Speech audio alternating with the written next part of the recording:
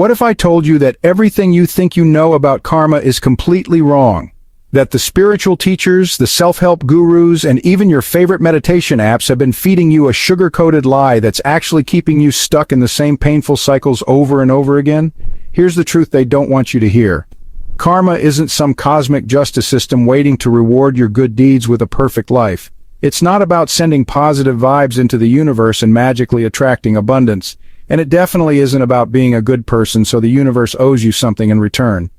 The real truth about karma is far more powerful and honestly a little disturbing. It's a psychological mechanism that most people completely misunderstand, and this misunderstanding is precisely why their lives never actually change. Today I'm going to reveal what karma really is, why most spiritual advice about it is completely backwards, and most importantly, how you can use this forbidden knowledge to finally break free from the patterns that have been controlling your life. Part 1. The Karma Mirror Trap.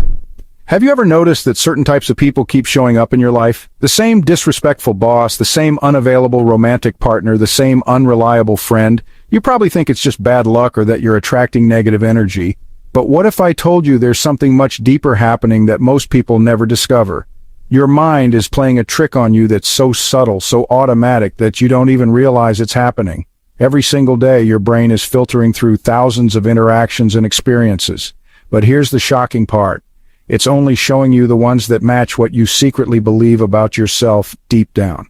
Think about it this way. If you believe you're not worthy of respect, your mind will literally highlight every moment someone treats you poorly while completely ignoring the times people treat you well. It's like wearing glasses that only let you see red objects. The blue and green objects are still there, but you can't see them. This is forbidden truth number 1 out of 7, and it's called the Karma Mirror Trap. Your so-called bad karma isn't coming from some cosmic force. It's coming from your own unconscious mind replaying your deepest beliefs about yourself through other people's behavior. The moment you understand this, you can start changing what shows up in your mirror. Part 2. The Victim Karma Loop. Now here's something that's going to make you uncomfortable, but it might just change your life forever. Have you ever met someone who always has drama in their life, someone who's constantly dealing with one crisis after another? They complain about their terrible luck, their horrible relationships, their unfair circumstances. And deep down, you wonder why bad things keep happening to them. Well, here's the disturbing truth that no self-help guru will ever tell you. There's a part of your brain that actually gets addicted to being the victim. Every time something bad happens to you and people give you sympathy, attention, or validation, your brain releases a chemical called dopamine. It's the same chemical that makes people addicted to social media, gambling, or drugs. This means that unconsciously, without you even realizing it, you might be sabotaging good situations in your life to maintain your victim identity. Because being the victim feels neurologically rewarding. It gives you an excuse to avoid responsibility. It makes people pay attention to you. It lets you off the hook from having to change or grow. This is forbidden truth number 2 out of 7, and it's called the Victim Karma Loop. Your brain is literally addicted to the drama and sympathy that comes from bad things happening to you. The moment you recognize this pattern, you can start breaking free from it and creating actual positive change in your life.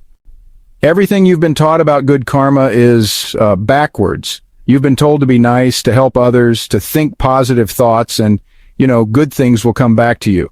But if that actually worked, wouldn't your life be perfect by now? Wouldn't everyone who tries to be good have amazing lives? Here's what's really happening. When you're constantly trying to be the perfect person, you're actually creating a karma trap for yourself. You become a people pleaser. You say yes when you want to say no. You give and give and give until you're exhausted and resentful, and then you wonder why people take advantage of you or why you feel so burned out all the time. The universe doesn't reward people pleasers. It rewards authentic people. When you're always trying to be what others want you to be, you're not being yourself. And when you're not being yourself, you attract people and situations that match your fake persona, not your real one. This is forbidden truth number 3 out of 7, and it's called the reverse karma technique. Instead of trying to be perfect for everyone else, you need to deliberately disappoint people who expect you to be something you're not. When you stop people pleasing and start being authentic, even if it makes some people upset, you'll finally start attracting genuine relationships and opportunities that match who you really are. You know how some people seem to have the same problems over and over again, the same type of relationship drama, the same money struggles, the same family conflicts? Most spiritual teachers will tell you it's because of something you did in a past life or because you haven't learned the lesson yet. But that's not what's really happening.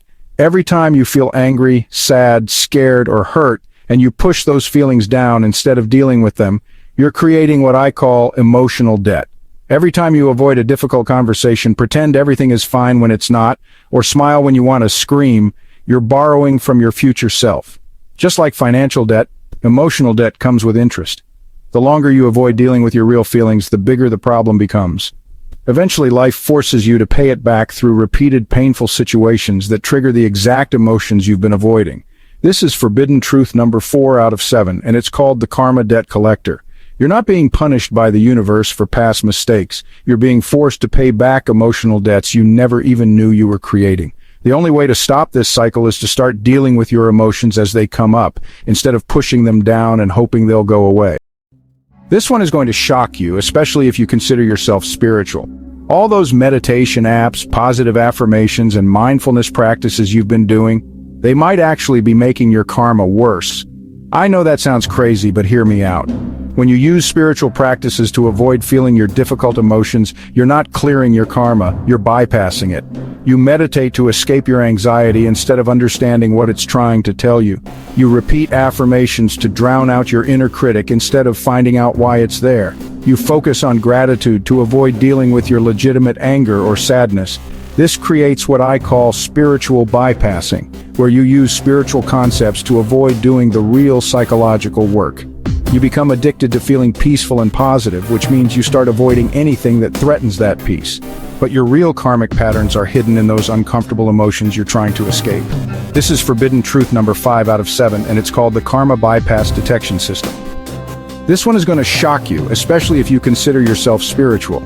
All those meditation apps, positive affirmations, and mindfulness practices you've been doing, they might actually be making your karma worse.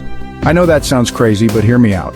When you use spiritual practices to avoid feeling your difficult emotions, you're not clearing your karma, you're bypassing it. You meditate to escape your anxiety instead of understanding what it's trying to tell you.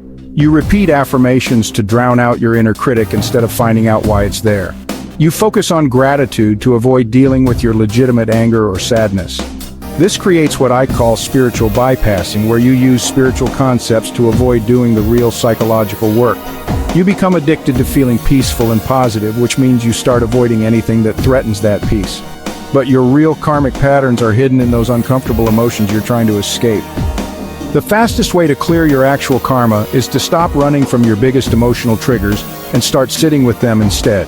When you can be present with your anger, fear, sadness, or shame without trying to fix or change them, that's when real transformation happens. Part 6. The Generational Karma Hijack. Here's something that will blow your mind. Most of the karma you think is yours isn't even yours.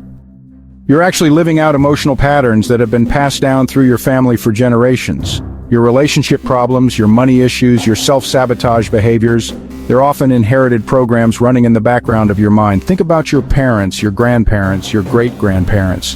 What were their biggest struggles? What patterns did they repeat over and over again?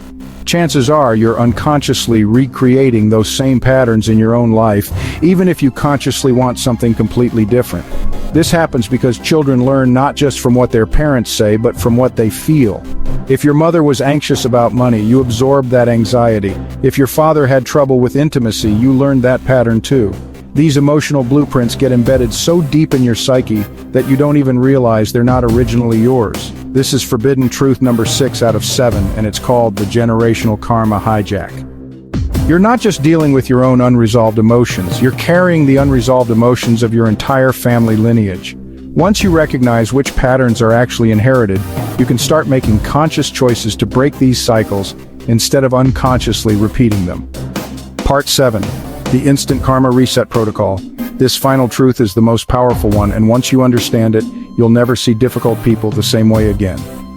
Every person who triggers you, who makes you angry, who pushes your buttons, is actually doing you a massive favor. They're showing you a part of yourself that you've been hiding from. The people who annoy you most are reflecting back qualities that you have but don't want to admit.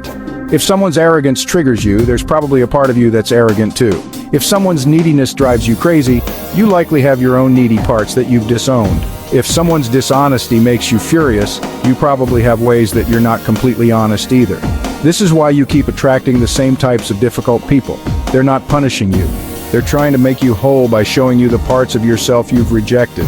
The moment you can genuinely thank someone for triggering you because you recognize they're helping you see your shadow, that karmic pattern dissolves forever. This is forbidden truth number 7 out of 7, and it's called the Instant Karma Reset Protocol. Every trigger is a gift, every difficult person is a teacher, every painful situation is an opportunity to reclaim a lost part of yourself. When you stop seeing others as the problem and start seeing them as mirrors, you gain the power to transform any karmic pattern instantly. So there you have it, the 7 forbidden truths about karma that most spiritual teachers will never tell you. Karma isn't about cosmic justice or universal laws, it's about psychology, patterns, and the unconscious programs running your life. The moment you understand that you're not a victim of karma but the creator of it, everything changes. You stop waiting for the universe to fix your problems and start taking responsibility for the patterns you're unconsciously creating.